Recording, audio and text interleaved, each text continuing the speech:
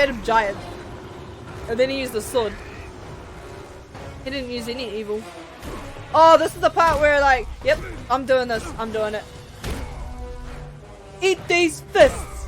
Eat these fists. Dang it. Zeus pissed me off for 3 whole games. You deserve this shit. Take this beating like a man. Go. Here we go.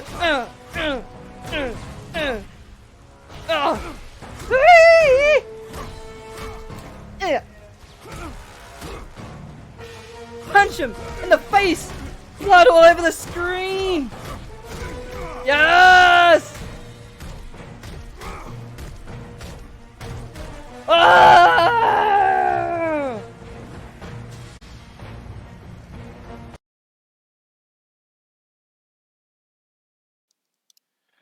Okay, well, welcome back, everyone. This is episode 39, and I have Sh4miya here. How you doing? Doing well. Yeah, we were just talking briefly about God of War and how it's coming out for PS5, Part 2. Yep, Part 2. That's pretty crazy. Coming out for PS5. Announced it today. That's good. Well, it's funny because, like, the essential services, like, a lot of companies have just said, oh, we're going to do essential delivery, but I don't think that'll be on the list. I wish pre-order. Yeah. I wish pre-orders were on the list. Yeah. So, yeah, just give us a brief rundown about yourself. Okay, so my name's Sh4miya. I'm a variety streamer, and right now my favorite genre of games to stream is the Soul series. So they're a form of RPG, which is my main genre of streams. But sometimes I stream fighting games, and yeah, it's just, and also part of the FGC. So you don't see me. You'll see me all the time, and I'm always yelling out Yigif most of the time. Yeah, I'm almost at every single event. I've only missed one this year. And it's sad to say, but you're hanging up the gloves for Street Fighter 5. No more Street Fighter 5 for you. No. I'll watch and support everyone, but yeah, I'm not playing it. Like, seriously, competitively. I'll play it for a laugh. Yeah. No, that's all good. And I mean, you're a Zangief main, and I know that was quite hard for Zangief players to endure playing him in Street Fighter 5. Did you find it personally difficult? Season 3 was definitely the most difficult time to play him. Yeah, it was. It just had a detrimental effect on me mentally to continue playing Zangief at that time, so I kind of just backed off. Yeah, let it go. Yeah, it was just I persevered all year with the character. I tried my best, but nah, it just wasn't meant to be. Yeah. Do you have a favorite Zangief player in New Zealand? Oh, it's funny because there's only you and Soul. Yeah. So yeah, in New Zealand, yeah, so it will be Soul. Yeah. Yeah. Is there a lot of Zangief people that kind of players that dabble in Zangief a little bit? In our scene? Yeah. Well, Tyrion Slayer is one. His name online is Mercy Blocks. He plays Zangief. Kim is also a Geef, though he doesn't really play anymore. Reno claims to be a Zangief, but I don't think he counts. Oh, Big Chopper as well, right? Big Chopper's yep, he's a Geef main. Yeah. He does play Abigail, but I think he wanted to drop Geef and then he kept Geef. Yeah. For certain matchups. Yeah. What was this thing about people like he's Big Chopper, for example, he loves playing big characters, but he would rather choose Abigail over Zangief. Is that just because of all the attention that Zangief wasn't getting? No, it's just Abigail's a better character for pretty much everything. Like, there's a certain matchups that Zangief would be better, but yeah, he's just better, which is a shame. Like, he's got better normals and his command grab sucks, but yeah, it's just easier to play as Abigail against any matchup than it is Zangief. Yeah. Apart from the zoners, that's always it's always the bane of grapplers. Mm. And I mean, it's fair, and also you're a big fan of Zangief. Like certain character loyalists are, but you're quite a big Geef girl fan. Yeah, I love Zangief. I was a big Zangief fan. I just want to briefly mention that photo. Now, I don't know. Sorry, this picture there. I don't know if Zazob drew it. I don't know where he found it, but it was a really lovely photo that he found or drew of you and the Red Cyclone. I thought it was quite lovely. Yeah, so this photo is actually, I think Zazob got it commissioned for me. So this one's just Zangief offering his condolences for where my dad passed away. So yeah, it was a few days after, I think, a few days later. Yeah, he gave me that image. And I like that. I'm very sorry to hear about your loss, but I love the Randy Savage look that he, that particular Zangief, that seems to be your character costume, right? Yeah, so that's my favorite costume of Zangief. Well, one of them. That was before, I think, the holiday costume. But yeah, that's my favorite Zangief costume. So yeah, I could definitely see you like the shoes, yeah, the dark-sided hat, like that was perfect. Everyone knows I love that costume. Like, yeah, always pick that one, that color. Yeah. So I know you don't play it anymore, but what was your hardest matchup as a player using Zangief? Hardest one, I think me personally, was like Dalsum and Manat. I think, and they are hard counters anyway. So yeah.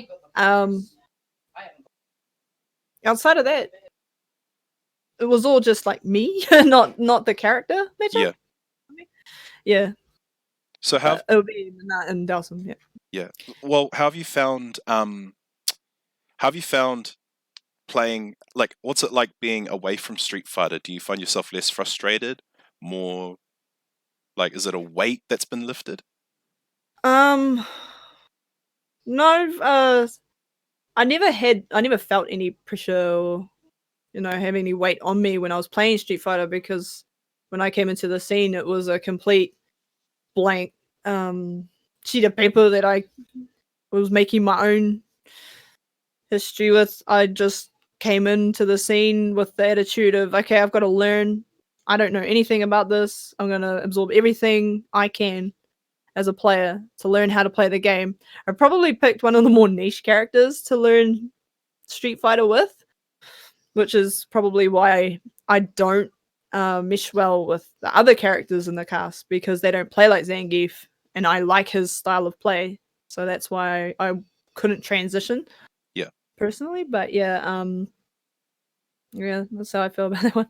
Well, as you said, you may not play Street Fighter anymore, but you still are very involved with the scene, and you've also just used your channel to host the online Rambats for Street Fighter 5. Was that something you suggested, or was that just more of a, could we please use your channel? So Dan's not really big on the streaming scene. That's they're from Tane. So he just asked me if they could use my channel. If not, there's other Hamilton FGC that they could use. But I was just like, no, that's fine. I'll stream for you. Yeah. I mean, you've got quite an active channel as well. Yeah. I mean, you've got Mercy Plox here using Zangief. And he's an interesting one because he's a bit of a ghost. No one, like, I've heard he talks a lot of stuff, but he doesn't show up to any events. No, he doesn't turn up, but I think that goes beyond, like, he just doesn't want to be there. But he did show up to Southern Cross Up, and I did take a photo, so I do know what he looks like. Okay. I know what he looks like. Oh yeah. How would you describe him? Average looking bloke? He is not what he appears to be online. Like, online, you're kind of expecting, because he always sees Kef, and you kind of expect like a Pacific Islander or something to show someone up. a bit rough around the edges. Yeah. He's like a stocky Asian dude. It's pretty funny. Nah, he's cool. Like, he's actually a regular on my channel anyway. I always give him crap about never showing up, but yeah. He knows I'm just messing with him, I hope. That's really nice that you gave up your channel. I think the online Rambats, it lasted all, like, if you count all the streams, because your channel was for Street Fighter, another channel for SamSho and stuff, like, it took the whole day. Yeah, Like old that's Street nuts. Fighter did. Yeah. But it was run really well. Like everyone was doing their matches. We kind of had a slow start because we were still sorting out who we were going to put on stream and who we wanted to play. The players just ended up going, you know what, I'm going to play, and we're just like, all right, we'll just work with whoever hasn't played, or we'll just let them know beforehand so that we could consistently have matches to watch. Yeah, and I wonder. Everyone was good. Yeah, and I mean they even had commentators. I think for this match they had Dan and Reno. They must have just been doing it through Discord or something. Yeah, so they joined my Discord, and I just streamed it to my Discord channel for them to watch, so that their commentating could be in real time. Because if they watched it through the game, they were ahead, and if they watched it through the stream, they were behind. They were way behind. Yeah. Yeah, Zazob actually suggested we did it that way, and it worked out pretty well. How do you think this online Rambats turned out? Because obviously, with certain circumstances as they are, this will have to be the staple for now. I thought it went pretty well, but I guess when you poach to someone, like this Rambats will take a whole day because you've got so many games, so many. Yeah, I mean, any suggestions that you would make for next time? I mean, not that you offered your channel, but just as an onlooker. I think it was fine because when we watch Street Fighter streams, they tend to go on for a long time anyway with major events. So it wasn't really that different from the normal of watching a stream of Street Fighter. It was heaps of people, like it was 40 or so entrants. But I was expecting it to go a long time. I didn't really have like a time limit. I think I said I have to at least stop streaming before Shinobi Strike because it was on later on that day. Yeah. But apart from that, yeah, like Street Fighter takes as long as it does.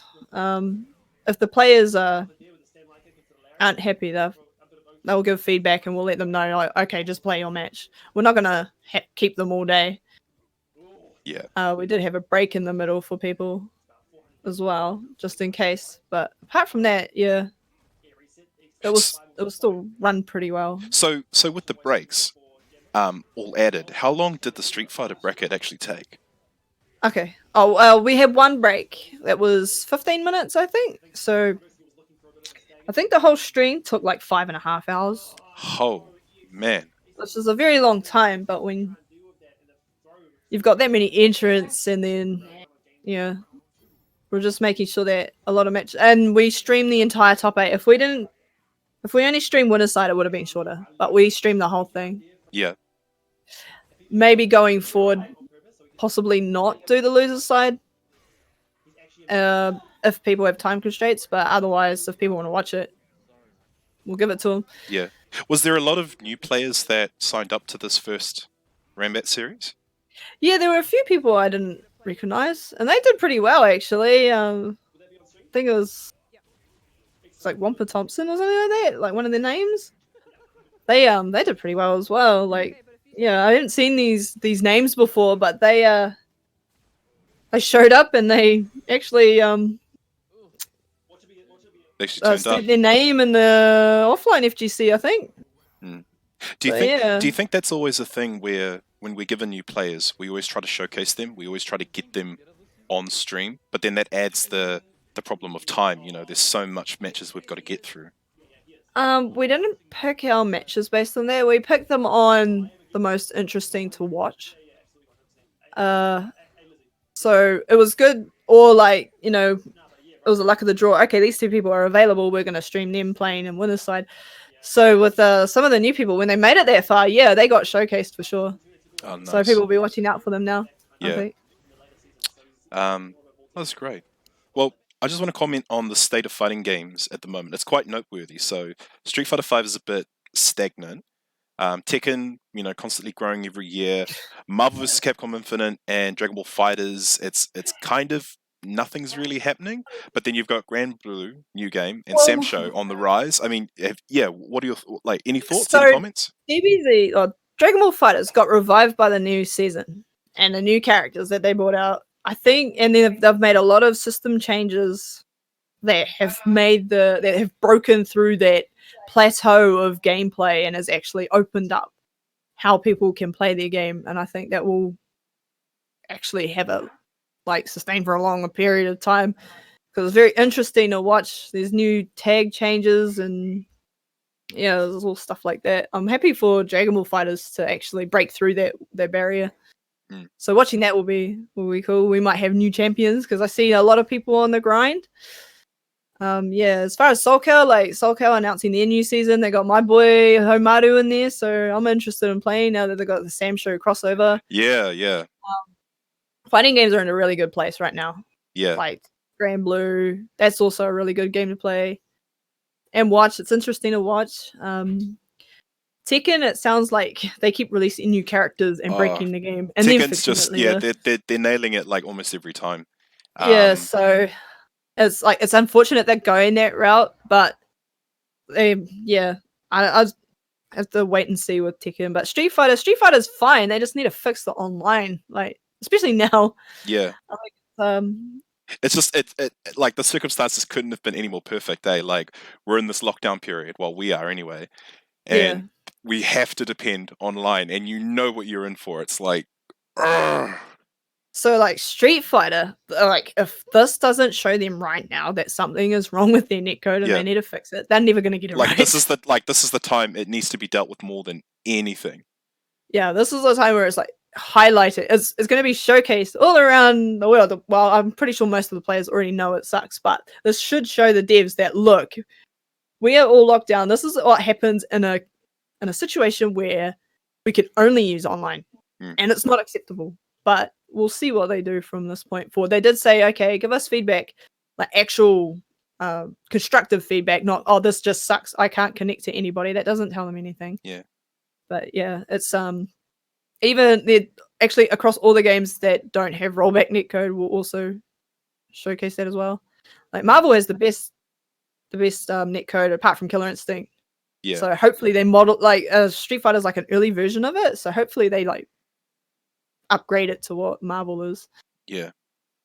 Well, you've mentioned Soul Calibur 6, a weapon-based fighting game like SamSho, but how would you separate the two? Because from what I've seen and from like SamSho favors patience more than aggression. Like how would you separate SamSho from Soul Cal? So my experiences with Soul Cal is very limited, but it looks like it's a rock paper scissors system with block, attack, grab. I think like reminded me of Pokken actually, but it's a 3D fighting game. So you have to like, not only do you have to monitor your movements, well 2D, like SamSho's 2D, so you don't have to think about the third dimension at all. But yeah, you gotta like sidestep and stuff.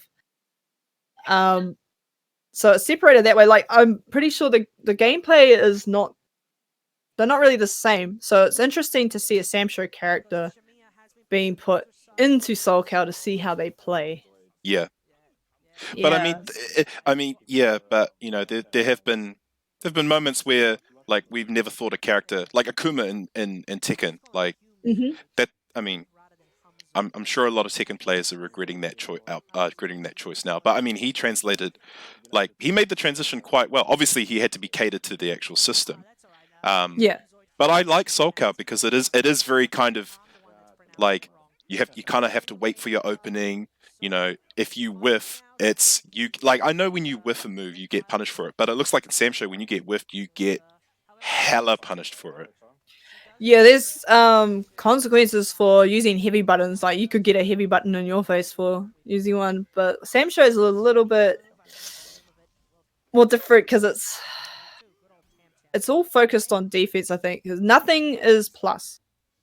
Oh, I mean, well, yeah, everything's minus, and it's just the less minus of the moves. I think you can punish some moves with +5 and stuff like that, but it's someone just watching this game here. It's like it's all just making the move. So like it's because of Tamtam's play style that it's playing like this.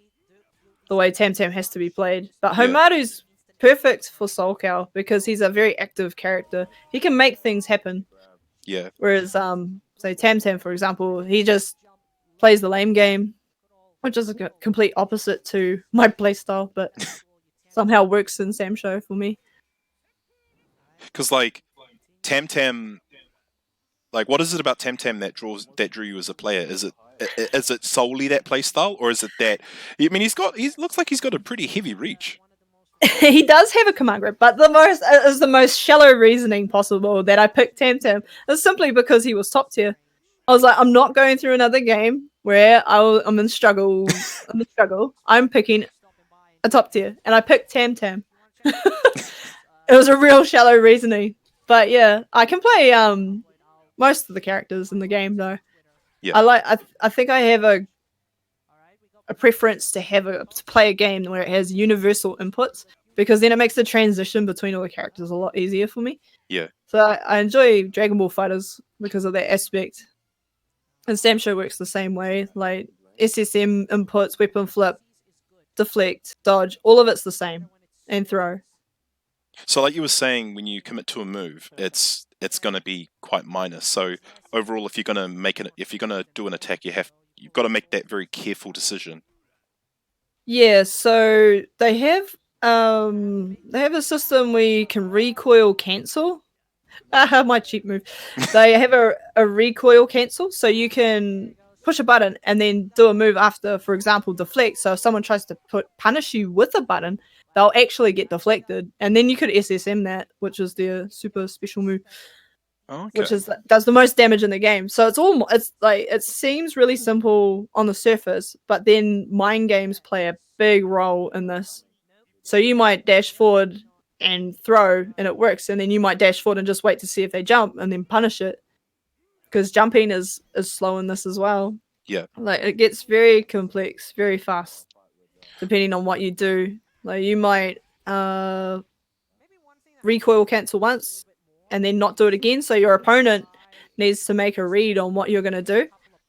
Yeah. Because they might just stand there and wait rather than punish your button. Mm-hmm. But some characters can punish the move regardless of recoil cancel or whatever, or they find a move that will punish it so you can't be deflected. For example, lows can't be deflected in SamSho, so you could just do a low, and even if they deflect it, they'll get hit. Oh shit! Okay. Yeah.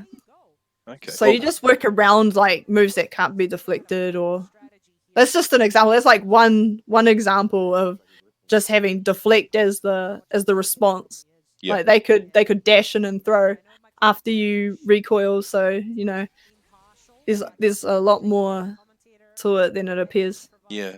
Also, quick shout out to Taj Garo with the Shinobi Strike series, because I know he's one of the few guys really driving the SamSho scene, and he runs a lot of those tournaments online. Have you entered? Have you entered almost every one? So Vlasta is the organizer, Taj is the streamer, but he pushes for the SamSho scene in Oceania. Yeah, a lot. So he streams it normally. He's very passionate, I've seen. Yeah. And Vlasta's the same, except I don't think he has the means to stream it. But yeah, he set up the Shinobi Strike tournament. I've entered 2. Sometimes it depends, like, because it's on a Sunday night and it's Australian time, I need to get up early in the morning, so sometimes I might not enter. Yeah. Yeah. It just depends on the timing. But yeah, it's been really, really good having that tournament. What so in the game, does Temtem have a bad matchup?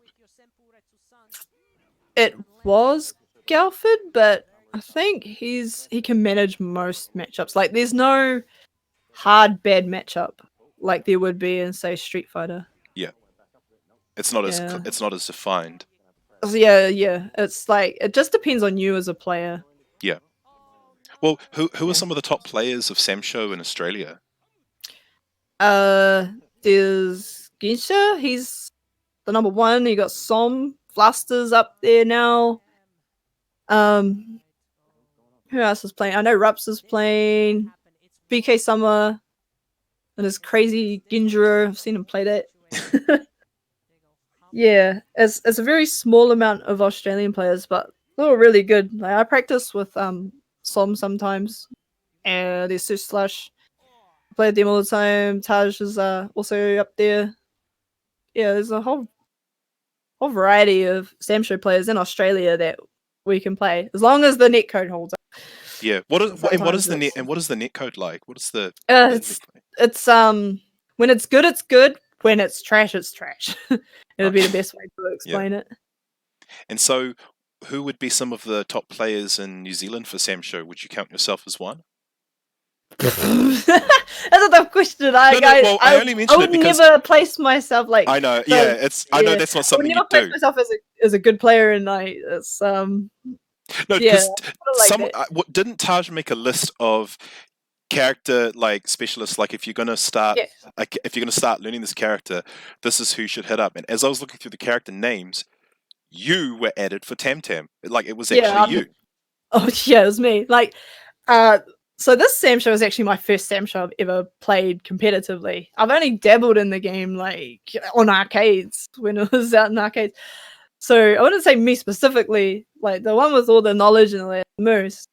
I'd highly recommend him. Like, I'd say he's a better player than me. He just needs to figure out the matchup for Tam Tam. Like, he's a decent player overall, but he like, is it kind of like Korean Peter? You know, like Chugula. He likes to commentate. He doesn't really compete as much. Moose really puts in work for all this. Yeah, I've never seen him. I think I've seen him at one Rambats play, unless I just haven't. Just overall. Oh no, he plays Street Fighter quite a bit too. Yeah, but I just don't. I probably don't see it. But yeah, like I know he's good. I know he's good, and he's a great commentator. Yeah, but he does play quite a bit. Like I do see him online a lot. So who's he rocking in SamSho? He plays Ukyo, but Ukyo like today just got nerfed a little bit. Kind of, he lost one of his knockdown capabilities, but he's gained something else in return for losing it. So the balancing, I think, SNK have done really, really well in balancing SamSho. At the start, they just had the Genjuro army, which was completely just that one character had everything, and then they made him more honest. And now they also had Sh4miya, but he wasn't as bad because there was a barrier there. An execution barrier for Shizu, so he wasn't nearly as bad as Genjuro was, where he was just like mindless. You could just do a kick combo, which one was like hit low, then overhead, and then mid, and then you could like convert that into a combo. That was crazy. Yeah, there's only 3 characters that are really bad in SamSho, but they buffed them. They're doing their best they can to balance. I think the balance is really, really good personally. Yeah. I've just seen notes on a Soul Calibur patch, and I think it's really great because they even provide like a short paragraph or a line as to what the problem was and why, or maybe why they fixed it. I feel like maybe developers should actually do that. Like in the patch notes, they should actually provide a line saying why this was changed or why this was added. Oh, for sure, because like if you read a SamSho patch note, they say weird stuff like the walk was increased by something, and you're just like, what does that even mean? Yeah. But you kind of get the gist of what they're saying. They get really technical with it. Yeah. So yeah. Because in Tekken, it's detective work. You know, you read the note and then you try to figure out what situation it's referring to, and then you're like, oh wait, I get that. But yeah, you're right though. Like you read a patch note and you're not sure exactly what the purpose of it was for. But I mean, as you said, it seems like SamSho gives really good patch notes.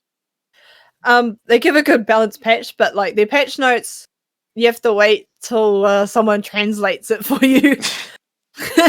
Like even the English of it is fine. You understand what it says, but like it's just the way they explain situations. Like if they're changing dash, they call it advance, or they give the move name, and no one knows what the move name is. They should just say what the input is. That would probably help a lot. Yeah, would I? Yeah, and explain the changes. They do explain the changes depending on the degree that they alter a character. So, do you consider yourself like an Aucklander, or yes? Yeah, because well, I mean, you come from, you know, you're based in Hamilton, but you come to Auckland for almost every event anyway. We just consider you from Auckland anyway. Yeah, like the reason why, and it's not the current HG's fault. It's not their fault. So like, I think it was because HG, there's a member in their community who shall remain nameless, but everyone knows who it is. Yeah. He'd always show up either hungover or drunk, just dropped off, and that put me off. Like, that put me off the Hamilton scene. So I started coming to Auckland scene, like the Auckland Rambats and all that a lot, because, you know, they're always there. They always show up. They always run the tournaments. They run everything timely. I know we have Dave time and FGC, but, you know, there was always something there. And I just, Yeah. I mean, I've been through that kind of thing before. So in softball, I used to play in a women's team, and I was just a teenager. So the woman would always show up drunk, hungover, didn't want to play. It would piss me off too.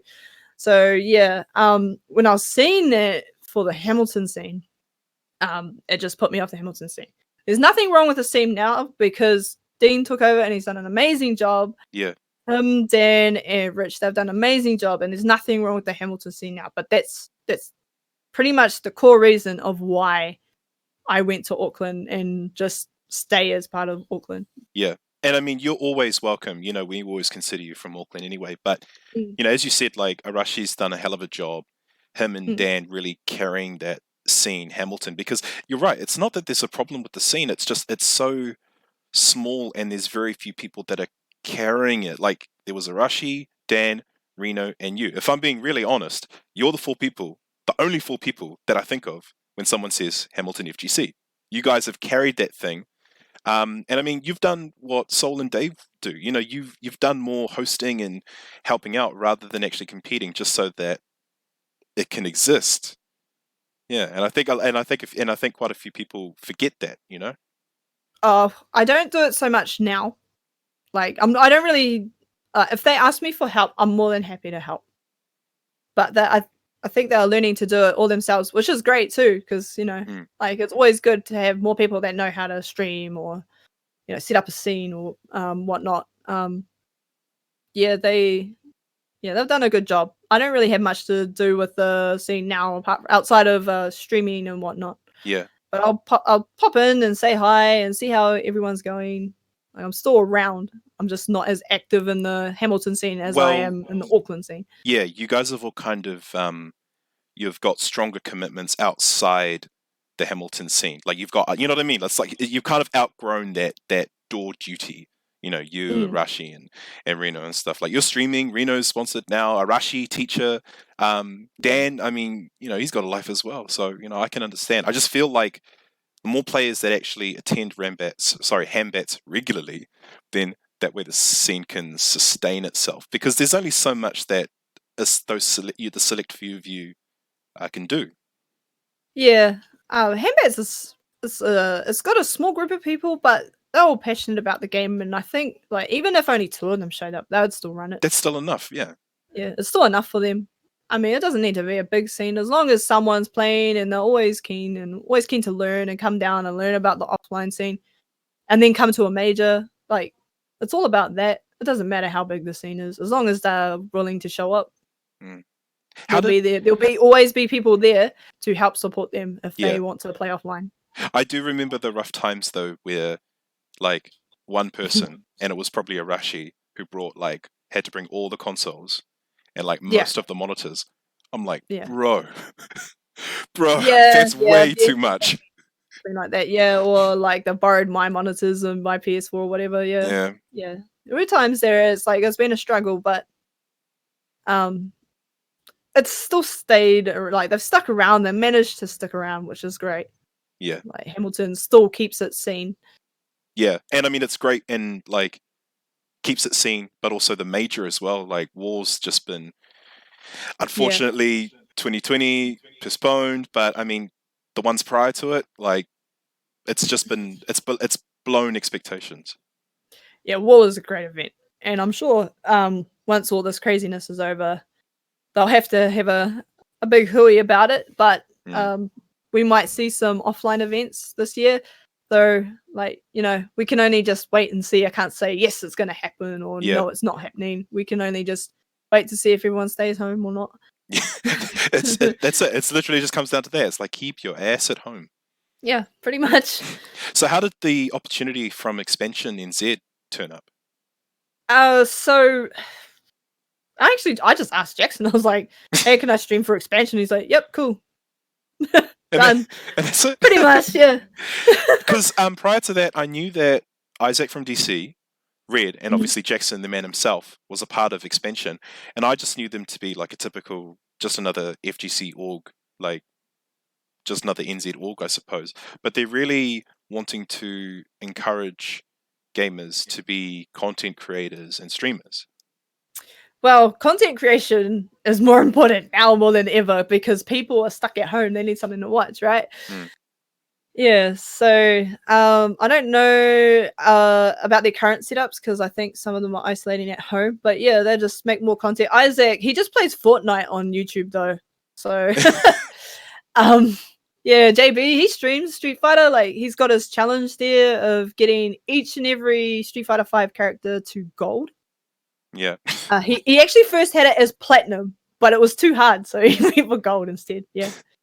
Oh, too rare to live, too rare to die. That's right. He's Dio. Yes, he also plays when he feels like it. Yeah. So what? So yeah. So generally when you stream, Yeah.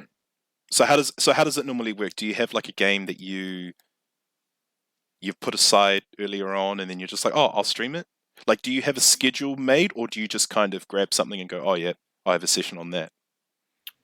So I found out pretty quickly that I'm really bad at keeping schedules. So I just put up that I will try my best to stream on these days. Yeah. Outside stuff happens, which just doesn't put me in the right place mentally to stream, even though I have the time and I'm available.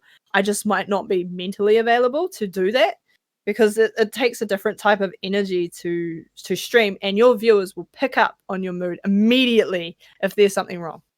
Like, yeah, you can't really stream if you don't feel like it because it just shows, and then your viewers are like, well, you know, I don't want to watch someone that doesn't want to be here. What the hell?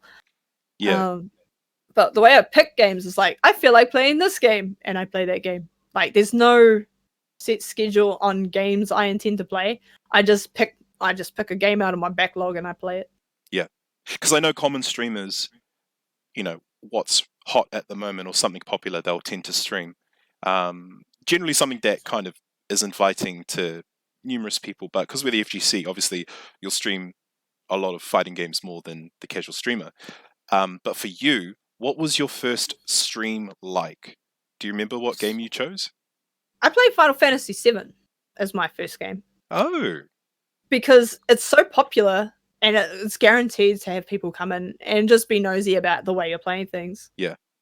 And sure enough, like there was like 2 or 3 people, or maybe one, I don't know. Like, but there was one, I think, who was there the whole time and they talked the whole time. It really helps when you have someone to talk to, but you just stream as if no one's watching.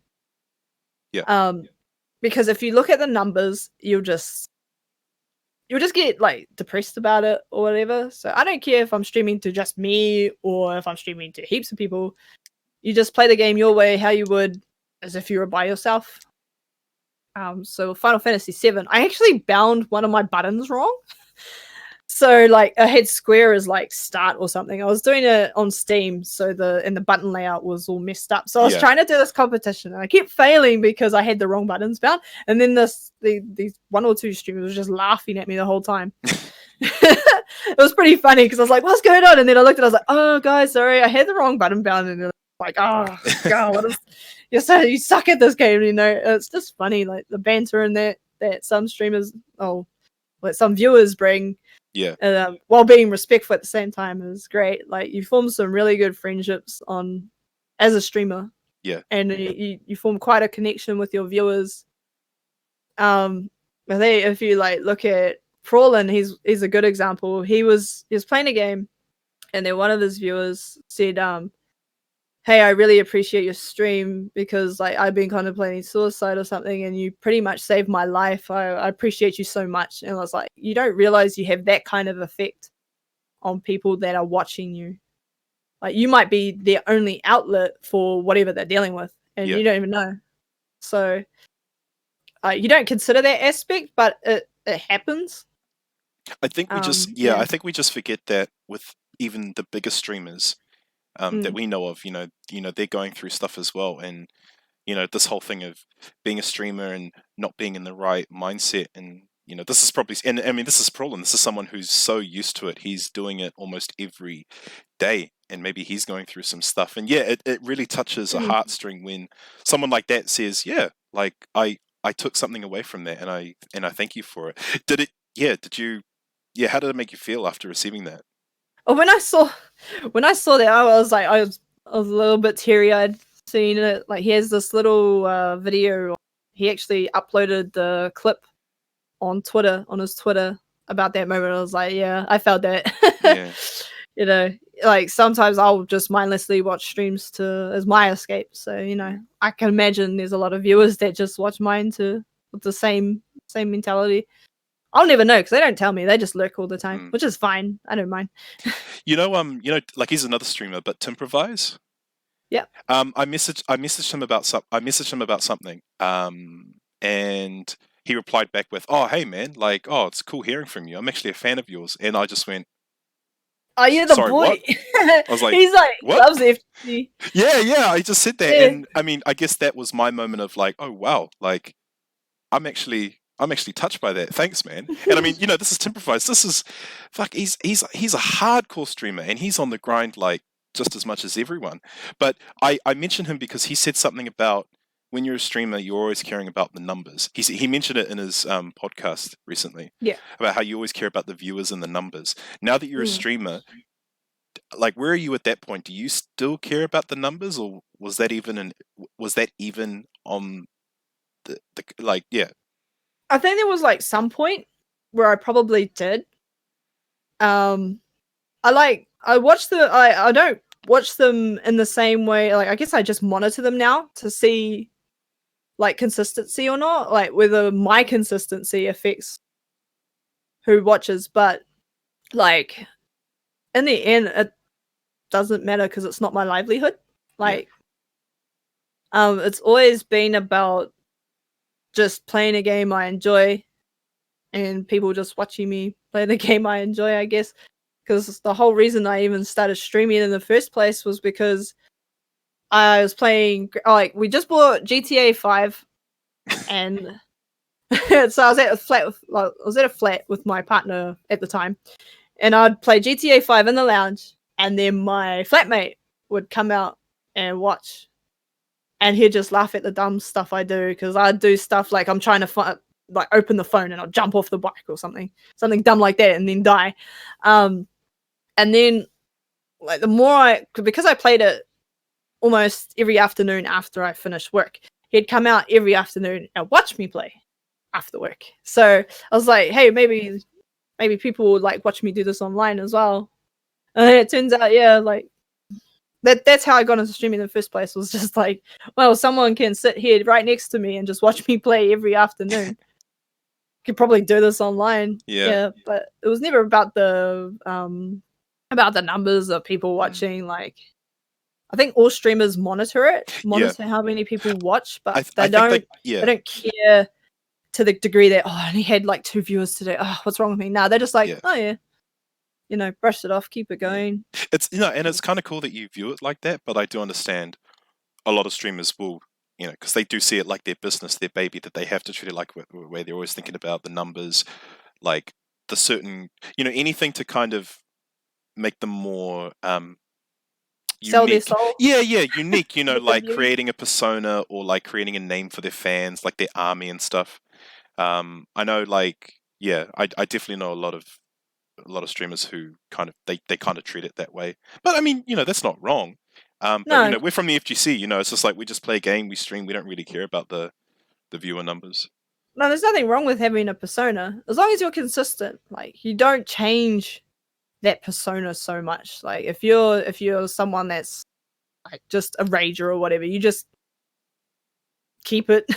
If that's the reason why people are watching, you keep it. But yeah,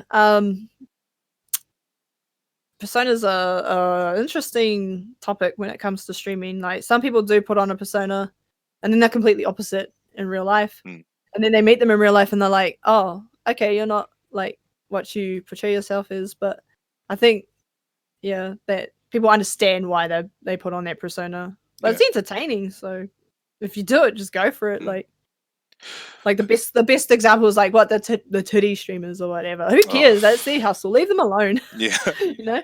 Who are some of your favorite streamers? And they don't have to be like fighting game streamers. They can be anyone. So my favorite streamers is KWoody23. He's a Soulsborne streamer. So I've known him for like 5 or so years. He started out. He's actually quite big on Twitch. He's like partnered and everything now. He just started out by just watching everybody having a laugh. He's real big into Soulsborne. He just got big because he's such a cool, chill dude. You know, and it's just like I'm so happy for him that he's got to like so far. I got to meet him a couple of years ago as well in Vegas when we had a Twitch meetup. Like it seems really unsafe to meet strangers online, but no, wait, was this when you went to Evo with the little New Zealand group? No, it wasn't at Evo. I didn't go to Evo. I went to Las Vegas specifically to meet with Twitch friends that I had known for years. Oh, okay. We went to Las Vegas, yeah. So I met them, and they're really cool people. Like they're exactly as they were online, and yeah, like and KWoody23 is one of them. So he's my favorite, one of the favorite streamers I got. The other ones would be what else do I mindlessly watch? It's all like RPG speedrunners. Oh, right, speedrunners. Okay. Yeah, so one's called Neo/72 Speedruns Breath of Fire 3, which is my personal favorite all-time RPG game. Yeah, I watch him play, like he got the world record and stuff like that. I watch a lot of the Australian streamers as well. I just watch pretty much my friends. I don't really go off and watch like big names. Well then who's a friend of yours that you like watching streaming? So you got Robbie Slar. I watch Damo as well. Kaching, he streams as well. It's mainly around them. I always give them grief as well, like Damo. He's grinding his world records at CTR. Watching that. I watch Taj sometimes when he's hosting SamSho. I've connected a lot with the SamSho scene, so I'll watch Ronin Rumble every Monday. That's great to watch. That's a huge online tournament. Like trying to sneak into one day when I've got time. Sneak in. Jeff the like Hero, how many does it get? Ronin Rumble is real huge. Like they have I was like 40, 50 entrants or something like that. He's just started up a Grand Blue tournament too. Oh. But Ronin Rumble would be the tournament to enter if you can. Yeah. But it's mainly America, obviously. So yeah. Shit, that's still a big turnout for SamSho online. Well, there's always a pot of like $100 or something every single one, and it's sponsored by Bitrix and backed up by Holiday Matsuri, and all these names are starting to sponsor the tournament. It's just really big. Like it's the online tournament for SamSho. Well, I mean, is it not far off to say that, you know, like I know we do our Rambats and stuff, but could we have our own like SamSho tournament? Special tournament? I'd love to run a SamSho tournament. I've been thinking about it for ages, but it's just the player base. It's getting the player base there. Or even so it's just attracting the player base to join, because I know a few people that have tried SamSho and it's not really their thing, but they might be persuaded if there's like a big prize. Like I wanted to run a SamSho league, and I was thinking about making like a Vitrix sticker as the prize and stuff like that. But it's just all up in it's all dreams at the moment. Yeah. But yeah, I'd love for there to be a online SamSho tournament for New Zealand. Okay. But I mean, Australia, like Vlasta opens it up for us. Yeah. I might be the reason why, but yeah. It's like, because I play with them a lot. Yeah. Yeah. Okay. But I'd hope to do a New Zealand one. But online Rambats is good for now. Yeah. Yeah. Do you feel maybe down the future? Do you feel like maybe because weapons based, do you feel like could Soul Calibur players kind of use that skill to enter SamSho. And can you get disarmed in SoulCal? No. You can get you mentioned the parry thing, So parried. the deflect thing. They have guard impact, GI. So I guess there is a few mechanics that relate, but no, I don't think you can get disarmed. I think they could actually. But no projectiles though. Like actually, I don't think if you just have solid fundamentals, you can play SamSho. Okay. Easily. Like just based on fundamentals, like, because it's a very footsies heavy based game. So if your footsies are on point, you can play SamSho. Yeah. Very easily. Okay. And do well. Well, yeah. You did mention Haohmaru in Soul Calibur 6. And it was I mean, I thought it was a really smart choice. And because there's the Mitsurugi link, like just this, obviously there's another samurai there, so you can kind of see how he fits. Do you think it could have worked with any other character, or it had to be the poster child for SamSho? I think it's just because of his game plan. It's like, if you were gonna compare, like, put him in Street Fighter, he'd be Ryu, or he's just covers all the tools that you need for the game. Yeah. And does them relatively well, whereas not so much in Street Fighter for Ryu, but yeah, so he was a good choice because of Mitsurugi, I think. Where does he sit in terms of strength? Like, is he like Ryu, where he's like mid to lower mid tier? I'd say it's upper mid lower. tier. Yeah. Yeah. So why would someone want to pick Haohmaru compared to, say, Tam in SamSho? He just has better tools to do stuff with, whereas Tam's more like a zone. He can go in, but he's got long normals and stuff, so he's kind of more of intended to be a zone.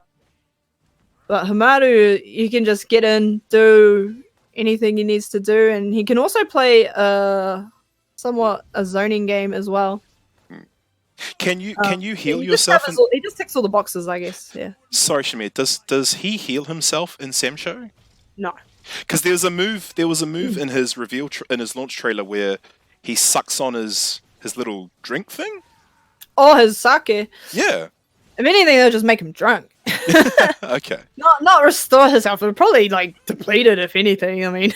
Yeah. No, he doesn't have any. No one has any abilities in SamSho.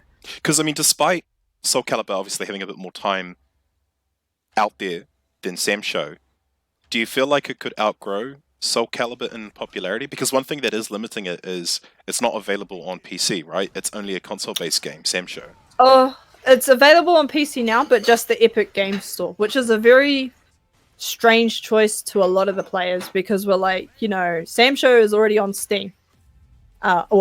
The older versions, are on Steam. So it's kind of a no-brainer that SamSho would come to Steam. But no, it went to Epic Games, and we're like, why? Yeah. Okay. It didn't say exclusive, so maybe it'll come out to Steam, but it was a business decision, I think, on the SNK's part, rather than giving the players what they want, which is, we just want it on Steam. I mean, they released it on Stadia, and no one owns a Stadia, so yeah, that was a real weird decision, especially like a competitive fighting game on a cloud gaming network with its current netcode. You push a button and you have to wait till tomorrow for your input to go out. I guess. Yeah. Like Soul Cal, do you think it could have room for guest characters? SamSho would have guest characters. Yes, but probably SNK. Like strictly SNK. Yeah, or they have to have a weapon, of course. Like, you can't have Zangief in SamSho with bare hands, right? You can't do the Soul Calibur 2 PS2 thing where you get Heihachi, but his braces are the weapons. It's like, come on, man. that would be. I guess they could try and work that. So you could put some Tekken characters would probably go into SamSho, I because guess they use weapons. Yeah, I mean Noctis Yoshimitsu. I mean Noctis probably would be the. But then he's a square character. He's not even Tekken. Yeah. Yeah. So I can see them doing that with weapon-based characters, but it would be unlikely that they'd have guest characters of other franchises. It would be SNK. Yeah. Is there an SNK character that you would suggest could fit SamSho? Well, I'm still waiting for Genan to come out. He's a SamSho character. He was the one I actually played. Like he's got Poison Cloud and Big Claw, like one claw. He's a crazy character. Because there's still 2 more DLC characters to be announced. So we got Mina.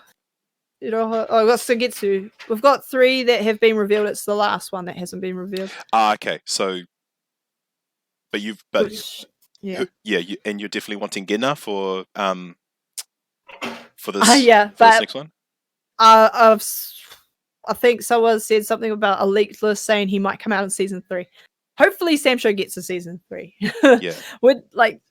I can't say what the future might be for SamSho, but it's huge in America and Japan, which might be enough to keep it. Which might be enough to, yeah. Yeah. Okay. Well, I think we're just getting to the last few questions now. So, tell me about your most memorable tournament experience. Ooh, most memorable. That I competed in? Anything. Or like just it would easily be Evo. Like now this is the one where you went with the small New Zealand group, yeah. Yeah, like well we didn't go as a group, we just but it was just more like, oh, these guys are going. A group of us these guys are going as well. Oh, these guys are going as well. Yeah, it wasn't a camp going over together, but yeah, we all ended up going over there. I was like me, Reno, Milky, Wowzer, Rambo. I remember that one Rambo because he was there was something outside we're at a bar and we went to a bar that their shtick is that they troll you. Oh, really? So they called Wowzer Chuck E. Cheese and it was the funniest thing I've ever heard. But he couldn't be in the Chuck E. Cheese. Yeah. Yeah, but Evo was memorable, like gameplay wise. Is this the actual is this the actual staff? Yes, the actual staff, and they saying, "Hey, Chuck E. Cheese." Yeah, it was like, "Oh, Chuck E. Cheese, you need to get out. You're too young to be in here," because he's under 21, obviously. Okay, all right, I get it. Yeah. So we laughed because we found it funny because Yusuf was there as well. So we laughed, and then Rambo was like, "What do you mean?" And then he called Rambo numbnuts or something. But he didn't get what this stick was, so he just got offended and left. Yeah. Oh god. It was funny. It was very funny. Like a lot of the memorable stuff happened outside the tournament. Yeah. Yeah, but yeah, and that's kind of cool, because it's not just the gaming side of it. It just the trip just seems a bit more complete. Yeah. Well, what other crazy stuff did you get up to? I know Jillian keeps talking about it, how she had to get wheelchaired back to her room because she got so drunk that she so she got so drunk she was holed up in the toilets, the women's toilets, and I think the Luxor, and we were staying in Excalibur, and she called me and she was messaging me, and she didn't tell me what was wrong, she just said she needed help, and I was just about to go in. I was like, no, we need to go now. So we ran all the way across Excalibur, all the way over to Luxor, all through the Luxor to find out what had happened, because she said she needed help, and then she was just too drunk to go back to her room. And so security had to come and wheelchair her back. Wow. Yeah. Just gotta say, wow, it was man. a really good night. Yeah. I mean, if you're gonna get up to shit, Vegas is great. We got up to shit, man. Did you money wise, did you take enough, or did you kind of come back? Oh, I had way more than enough money to cover my trying not to spend too much money, but that didn't end up happening. Oh, that's good. Yeah, so if you're gonna go over to Evo, you need 10 grand. 10 grand, yeah. Yeah, because the game, it's mainly the food. The food costs a lot of money because they mark up the prices in the casinos. Yeah. Yeah, but How long did you spend in the casinos, do you think? Actually gambling Yeah. wasn't that long. Like we'd gamble, but like only after we'd finished the day's events and gone everywhere and had our food and we're all settled in for the evening. Then we might go down and because my game of choice there was craps. Craps. Yeah, craps. K-Braid taught me how to play. This was like 4 in the morning or 3 in the morning. Some random hour of the morning. It was like, he taught me how to play, and it's a fun game. Yeah, we don't have it here, so I made the most of it. Nah, awesome, man. Uh, Well, I mean, we're still in lockdown now, so are you craving anything badly at the moment? So, a deluxe quarter pack, a fill roll from your local bakery, the cinemas, new parts for your stick, an espresso from Coffee Club. Like, are you craving anything right now? No, I don't drink coffee, so I'm good on that front. I can make my own fried chicken, so I'm good with KFC.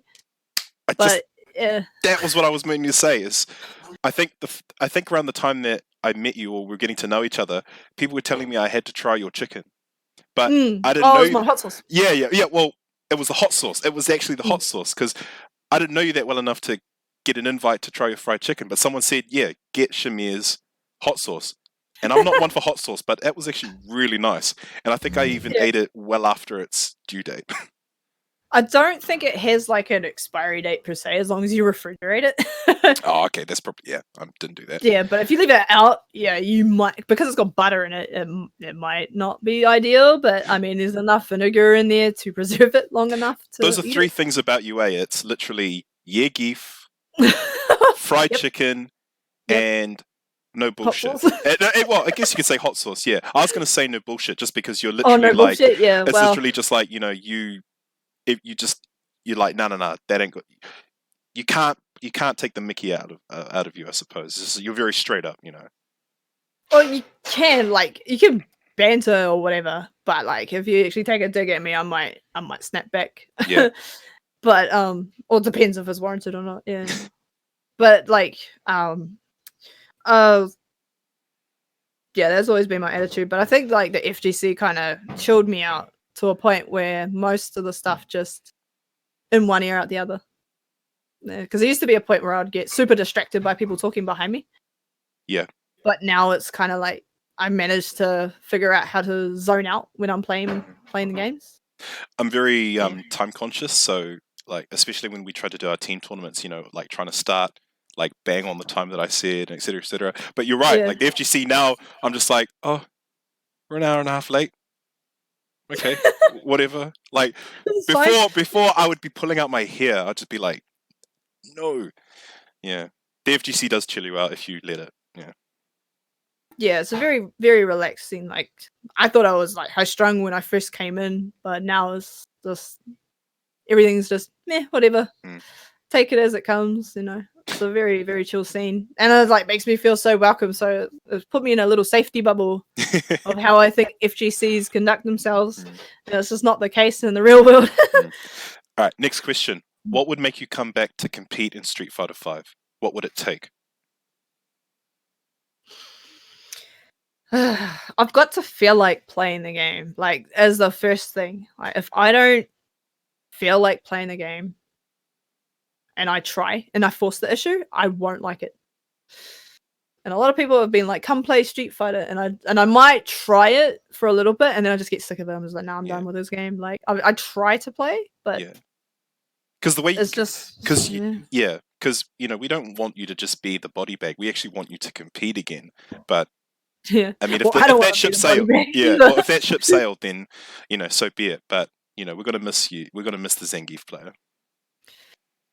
I mean, he's still got a Zangief player in Seoul, even though he's not really playing much. And there's Chopper, and maybe Mercy will leave the duck pond and come play, but show his face. Yeah.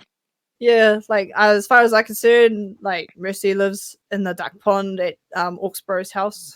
That's where he lives. But yeah, like with Street Fighter, like I'll try it mainly when I'm drunk because that's like I try, but it's just not clicking at the moment. So not yet would be the best answer for okay Street Fighter. No, that's Maybe 6. Maybe Street Fighter 6 at this stage. possibly at the end of this year. Well, I mean, Oh yeah, I would have because said that. I would have said that before the lockdown, but obviously, I'm not so sure now. That's right. Capcom stopped supporting it after this year. Well, Maybe PS5. It'll maybe see. next gen probably. Mm. All right. Well, where would be your next pick of choice, country-wise, to play SamSho internationally?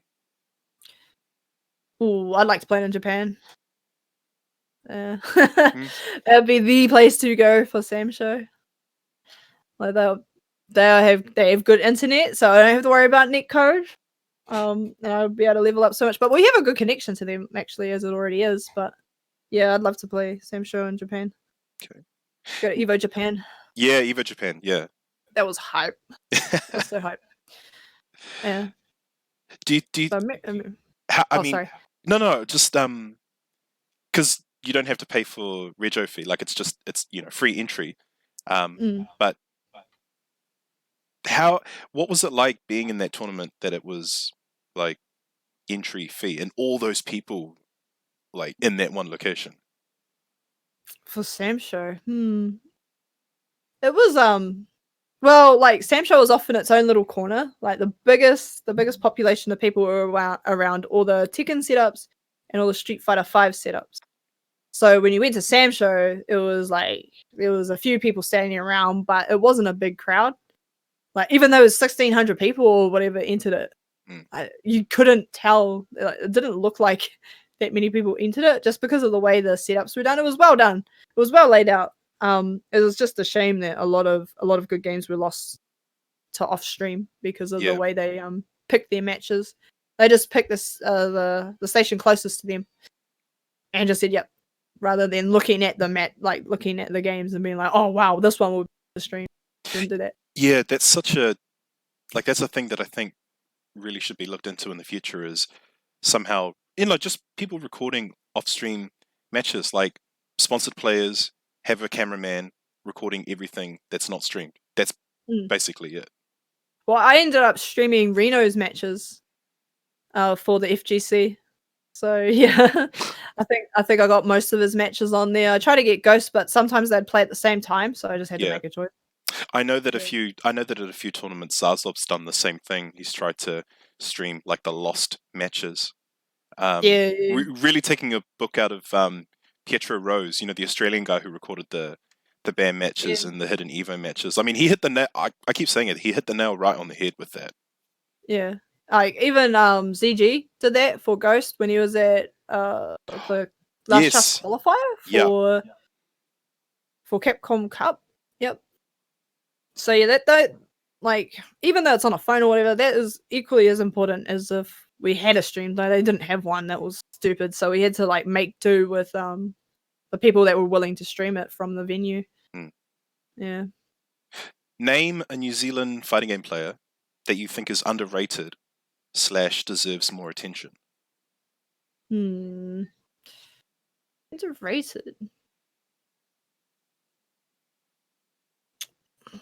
I think most of them grab attention when they beat like a notable player. I wouldn't say. Actually, I'd probably say Reno was underrated. You think so? Yeah. I think people still write him off as not being a like an actual top 3 player. But but that stigma could just be because he's been playing Kareen recently and not really relying on Nakali as much.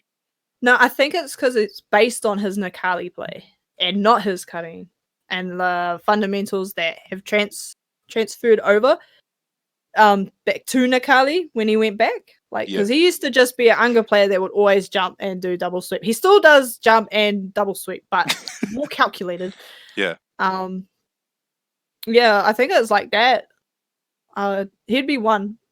Though I think it's changing now when he keeps consistently beating like who we call our top players. So yeah, because I mean he's always dominant in the Hamilton scene. Like I think there's no question. But obviously in Auckland it's a different story. But I do like he's taken it to the few people, like Zarzob. I don't know about Ghost Chips, but definitely like Big Chopper and like Isaac. Like he can definitely. You feel like he just hasn't hit that. He hasn't hit that plateau that. So he I think he was plateaued and he's just broken through it. So he's still reaching a new level as a player. Yeah. Okay. Yeah, pretty much doing that. Okay. What else would there be? No, I mean Reno. I mean, if you say Reno, you know that's all right. I guess it's just. I don't know because I do see him pulling in the results, but it's not as. Are you saying it's not as definitive? Like it's not as. Like if he was beating Jamie quite consistently at every Rambats, then it would be definitive. Yeah. Yes, it would be like that. So I think like when he starts consistently beating all the top players, then people will be like, oh yeah, like it's not just luck out or Yeah. So it's if he just sustains that effort, then I guess it's okay. It's definitely putting in the effort. It's just the players recognizing that. Oh my god, I need to step up my game because he's going to beat me. Yeah, like they can't use this. Like they can't use the secondary character. They have to actually play their main, go all in. Well, it's more like dismiss that he can win. I guess. Yeah, would be the best way to explain that one. Okay. Yeah. All right then. Who is your fighting game husbando? Fighting game husbando. What? What does that even mean? Yeah, well, I mean, it's the waifu Christian, but you're a girl, so. I guess it would be Zangief, even though he's like, gay. It's fine. He's still my husband, though. Wait, is Zangief gay? Apparently. Wait. Yeah. Where does it say that? Where did you hear that? Where did you see that? Someone told me it's implied. I think he says he doesn't like. Oh wait, no, it says dislikes. Doesn't like women between in the marriageable age or something. It was something weird like that, but it's really? like it's implied. Yeah. No, he can't be gay. Come on. Doesn't matter if he is. Yeah, no, I don't mind it, but just like the archetype, for that kind of fighting game character, he's gay. Like I think it makes it perfect. It's like Ladiva. All right. I mean, Ladiva has a beard and like has the build of a dude, but it's a chick. Yeah. Living their best life. Yeah. No. Okay, well, just quickly, would you choose Zangief over Temtem? In SamSho? Oh no, for husbando. Yeah, well. Yeah, definitely. Okay. Well, thanks again, Sh4miya, Liz, for your time and your stories. Is there any last minute words or shout outs you'd like to make? I'll just shout outs to our whole FGC. Stay amazing. Stay healthy. Stay safe. Yeah, stay safe. Love you all. Cool. And with that, we will end it there. Thanks.